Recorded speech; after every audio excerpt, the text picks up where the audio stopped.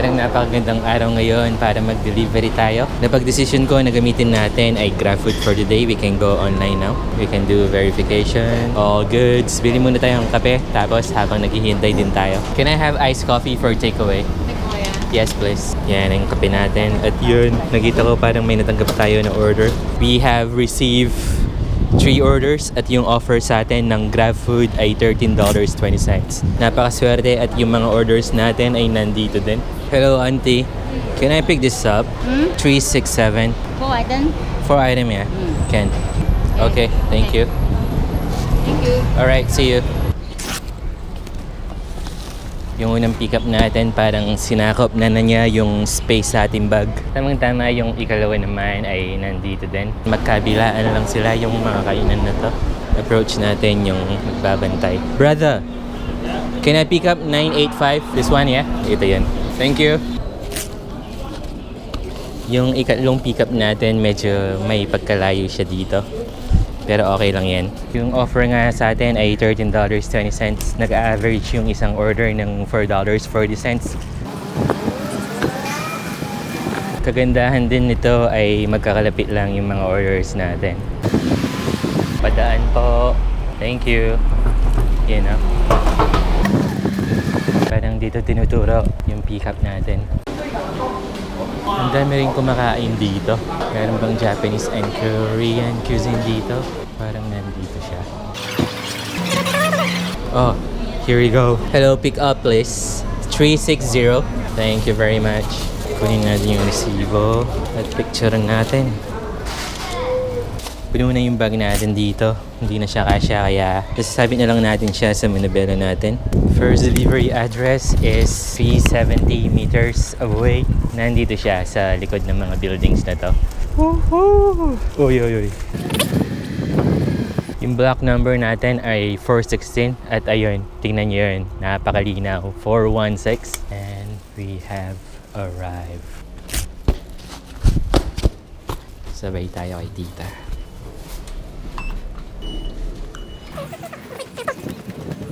$0352. Yes. Sabi ng customer, isabit na lang daw siya sa pintuan. Pag sineswerte nga naman, our next order is 970 meters away lang siya. And we just need 5 minutes to get there. Oh, eto na yung building. Sa tingin ko, mas malapit pa to kaysa dun sa sinasabi ng GPS. Kasi dito, pinapaikot pa tayo. Green man. Dito tayo dumaan. It's very convenient na may mga daanan sa mga PWD and sa mga bisikleta din. This is it. Ito yan, yung building na to. Sakto, ito na yung susunod na i-deliver natin para hindi na tayo mabigatan. Napakabigat nito. 1291, this is it. Lagyan natin siya dyan. Safe. Tignan nyo yung susunod, parang dalawang kanto lang. Meron akong alam na shortcut. Parang siguro mga 500 meters away lang to. Hey brother. Dito tayo sa kanto na to. Oh, ito na yun. 616. Korean, Japanese food. Ito yun. Lagay natin dito.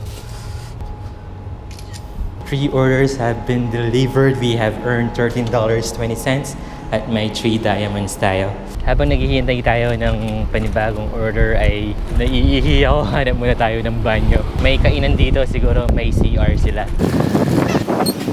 Iwan natin dito si Uwak. Yan, ihi break success. At tinitignan ko naman ang Foodpanda na meron siyang open timing ngayon at pwede na siyang mag-start. Papalitan natin yung platform natin halfway at nakapag-offline na ako sa GrabFood. Ang gagawin natin, mag-online ngayon tayo sa Foodpanda. Right and left. Bali pag may rush hour ang Foodpanda, pwede na tayong mag-start kahit anong oras at parang bibigyan ata tayo ng 1 hour para makapag-delivery. Ngayon, nagsisearch na siya ng order at yun, tingnan mo. May offer sa atin na $8.16 and our pickup location is at Hillion Mall at dala-dalawa yung binigay na order sa atin. Nasa kabilang daan lang siya, nandito. Woohoo!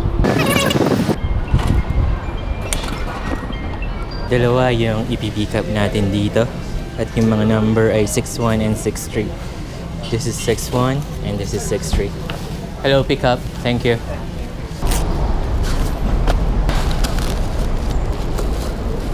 Kasyang kasya.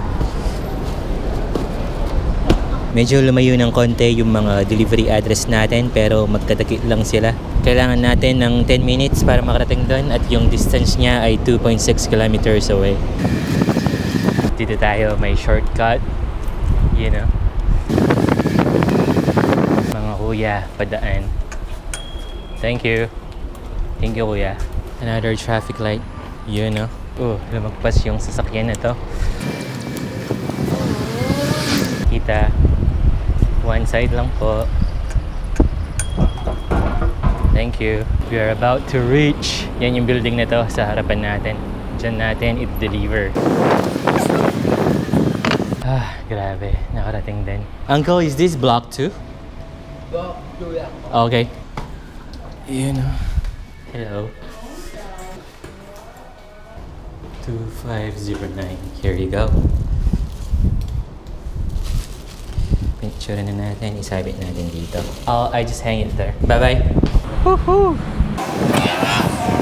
Nakatalo tayo kanina sa GrabFood at ngayon dalawa naman sa Foodpanda. Sana after natin i-deliver itong pangalawang to, ay bigyan pa tayo ng isa pa para tatlo yung mako-complete nating delivery sa Foodpanda rin. Para naman sa ganun ay makompare natin yung earnings natin sa dalawang platform na to. This is our next delivery address. Hi, delivery please. Block 25. Turn right, go straight into the car park. Thank you. Tower A3. Yan.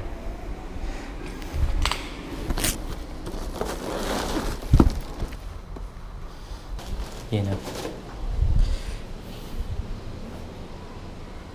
Hingi pa tayo ng isang order kay Foodpanda. Yan, sakto. Parang binigyan tayo. Next pickup is at Amigos na nasa 1638. At yung distance niya ay lalayo ng 2.4 km daw dito. Pero parang pinapaikot pa tayo. Saan ba yung Amigo na yun? Hello, can I pick this up? 159. 159. Thank you. Eto, ready na siya. Ang bilis lang. Last order. Let's go! Bali yung binigay na distance sa atin sa delivery address ay aabot ng 1.9 kilometers. Saglit lang to, malapit lang. Tara. Oh shit, ang daming tumatawid. Oops, sorry. Thank you. We still have time. Parang may mini peryahan dito.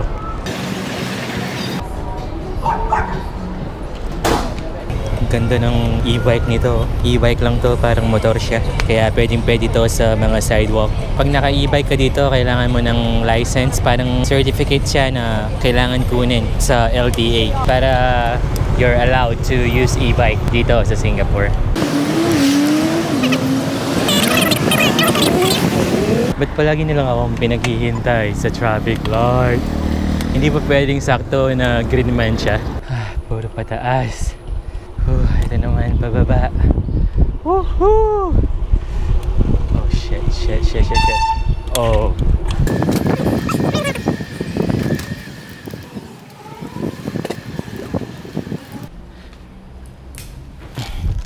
Ito yung ikatlong order natin sa Foodpanda at ika-anim na din na order sa session for today.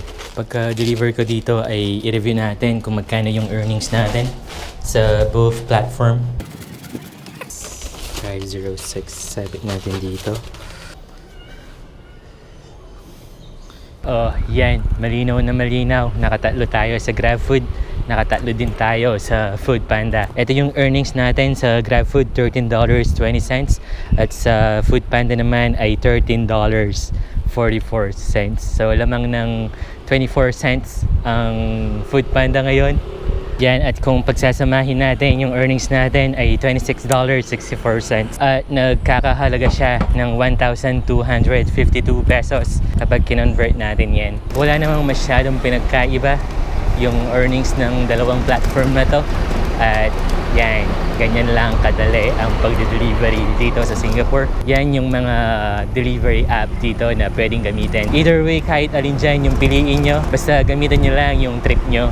Thank you for watching Rough Rider po. At syempre, ito yung kasama ko palagi sa pagde-delivery. Ang aking bad boy bike na si Uwa. Ride safe always. Let's go!